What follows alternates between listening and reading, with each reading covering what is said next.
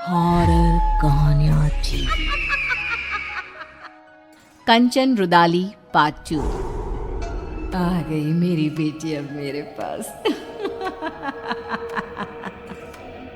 ये कहती हुई अब तक रोती छाती पीटती कंचन जोर जोर से हंसने लग जाती है। मुखाग्नि मैं दूंगी, मैं एक रुदाली आज हंसेगी और तुम सब रोओगे।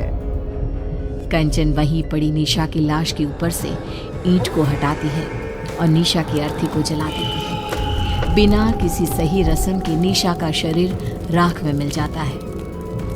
प्रेमनाथ और ठकुराइन बेसुध होकर सब कुछ देख कर भी पर अपने दिल और दिमाग पर लगे सदमे के कारण कुछ भी समझ नहीं पा रहे थे।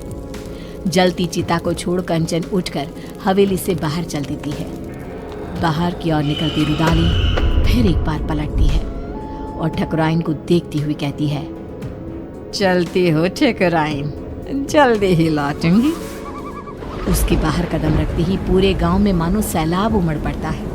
बारिश तूफान रुकने का नाम ही नहीं लेते। चारों तरफ त्राहिमाम की स्थिति बन जाती है। इतनी गर्मी के मौसम में ऐसी बारिश, इसकी हर बूंद ऐसी है मानो किसी अपने के गम में फूट फूट कर रो रही हो। हाँ, तुम सही कहती हो रंभा। और ये सब हुआ भी छोटी ठकुराइन की मौत के बाद। क्या कारण हो सकता है इन सब का? अरे हम सब कब तक घरों में छिप कर बैठे रहेंगे हैं? अरे खेत की फसलें बर्बाद हो रही है सो अलग, ठाकुर साहब को ही जवाब देना होगा कि ये सब क्या है। परेशान होकर सभी गांव वाले तूफानी बारिश में ठाकुर साहब के घर पहुंचते हैं, जहां वो लोग देखते हैं कि ठाकुर साहब की हालत बहुत नाजुक है। कंचन, ये सब कुछ उसी का किया धरा है ना, जाने क्या करके गई है। जैसे ही उसने हवेली से जाते वक्त कहा जल्द ही लौटती हूँ, तब से इनकी तबीयत बिगड़ते ऐसी हो गई है। शहर से कोई डॉक्टर भी आने को राजी नहीं हो रहे। अब कंचन के घर जाना ही एक उपाय दिखता है। तभी ठाकुर साहब जोर जोर से चीखने लग जाते हैं, नहीं, मुझे प्रेत लोग नहीं जाना। अरे ठकुराइन, देखना ये तेरी बेटी को क्या हो गया है।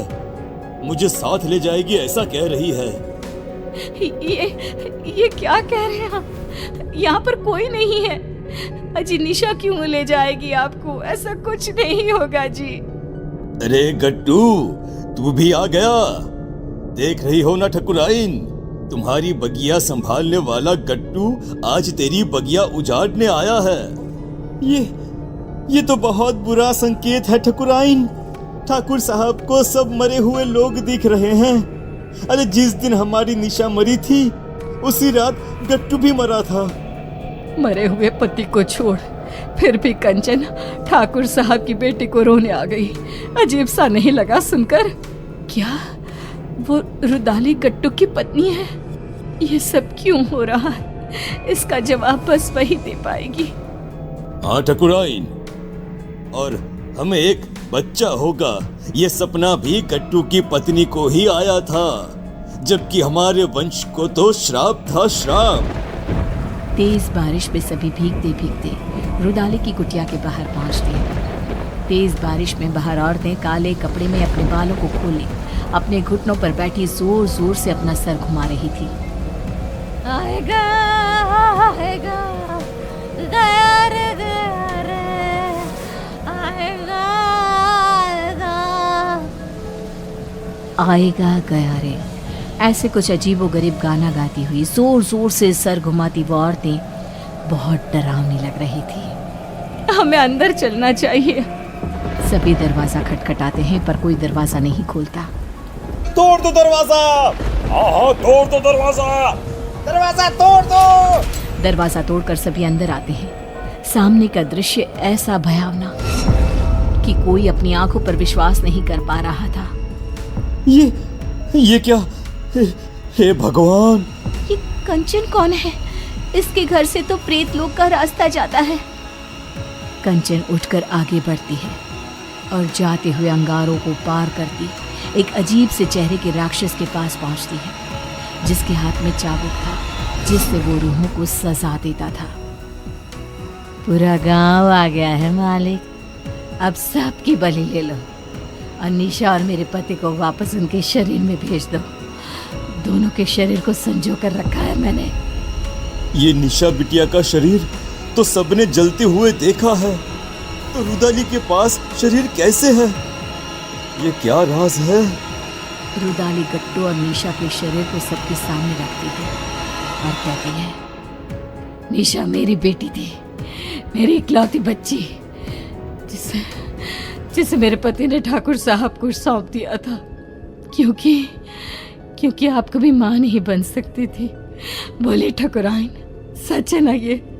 आप लोगों के पैसे के आगे मेरी ममता का गला घोट दिया गया। जिस दिन गट्टू ने मुझे बताया कि मेरी बेटी आपके घर जाने वाली है, मैंने उसी दिन से प्रेत लोक को अपना घर बना लिया था। पर मैं तो मां बनी थी, मेरे शरीर में सभी लक्षण थे, ये कैसे हो सकता है? आपको एक दवाई दी जाती थी जिसके कारण आपका शरीर एक गर्भवती औरत की तरह बदलने लगा, और फिर मैंने आपके गर्भ में डाल दिया प्रेत का अंश, वो अंश जो मेरी बेटी को मुझे वापस पाने में मदद करता। पर तुम्हारे वंशहीन होने के श्राप ने उस गर्भ का नाश कर दिया। निशा तुम्हें सौंप दी गई, उसने मेरी कोख में ही सब तंत्र मंत्र सीख लिए थे, इसलिए उसे वही चीजें अपनी ओर खींचने लगी। अमावस के दिन उसकी वही शक्तियां उस पर हावी हो गई और वो चली गई सब कुछ छोड़कर। पर मैं उसे कैसे जाने देती? उसकी आत्मा को प्रेत लोक से उसके पिता ने बचा लिया और उसकी आत्मा उसके शरीर में आ गई। पर प्रेत सरकार बहुत क्रोधित हुई, इसीलिए आप सबकी आंखों में धूल झोंक कर मैंने एक पुतले को जलाया, ना कि मेरी बेटी को। अब उसी सरकार की मदद से मैं फिर से अपनी बेटी और पति को पालूंगी और उसके बदले ये पूरा गांव ने सौंप दूंगी। भागो भागो यहाँ से, भागो भागो भागो यहाँ से।